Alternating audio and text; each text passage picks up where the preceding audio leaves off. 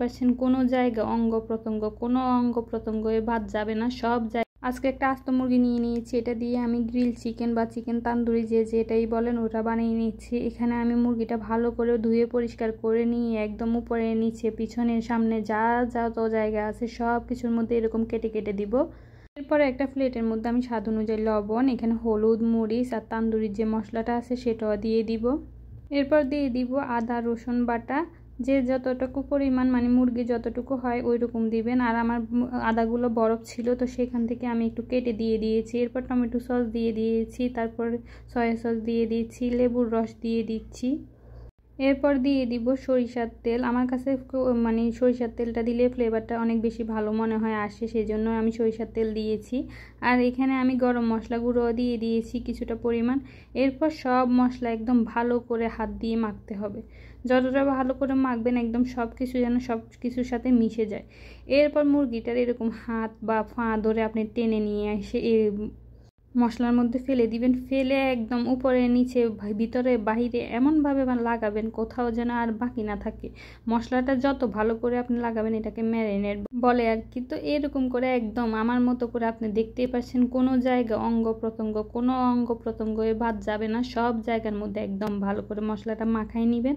যেমন মানে অনেক সময় ধরে মাখাবেন যেন একদম ভিতরে বাইরে আর কোনো জায়গা বাদ না থাকে। মাখাতে মাখাতে দেখবেন আপনার হাতে ধরে গেছে, এরপরও বন্ধ করবেন না, ভালো করে মেখে নেবেন। আচ্ছা, এটা দুষ্টামি করলাম।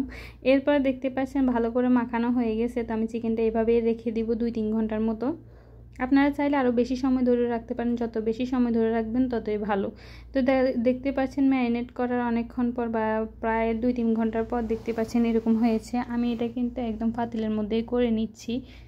এভাবে ম্যারিনেট করে আপনারা চাইলে কয়লার মধ্যেও করতে পারেন, তো কিছু করার নাই, এখানে কয়লার মধ্যে করতে গেলে অনেক ঝামেলা হবে। যদি আমার হাজবেন্ড থাকতো তাহলে অবশ্যই কয়লার মধ্যে করার ট্রাই করতাম। আমি যেহেতু একা একা সেই জন্য আমি গ্যাসের চুলার মধ্যে করে নিয়েছি, একদম উল্টে পাল্টে ভালো করে ভেজে নিব।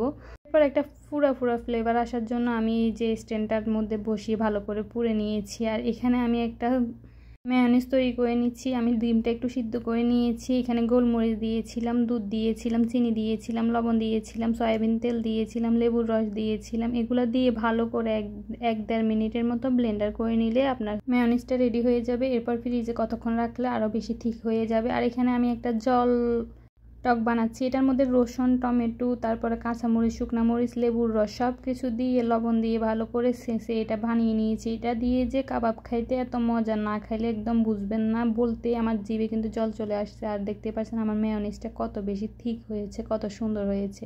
একদম প্লেটটা সাজিয়ে নিয়েছি, অনেক বেশি সুন্দর লুক আসছে, তাই না? তো এভাবে কম মশলা একদম ঘরে যা যা থাকে সব কিছু দিয়ে আপনারা বানিয়ে নিতে পারবেন। আর খাইতে এত বেশি মজা, আপনাদের জন্য অপেক্ষা করতে আর পাচ্ছি না। চাইলে আপনারাও ঘরে বানাই খাইতে পারেন। তো ভালো থাকবেন, আল্লাহ হাফেজ।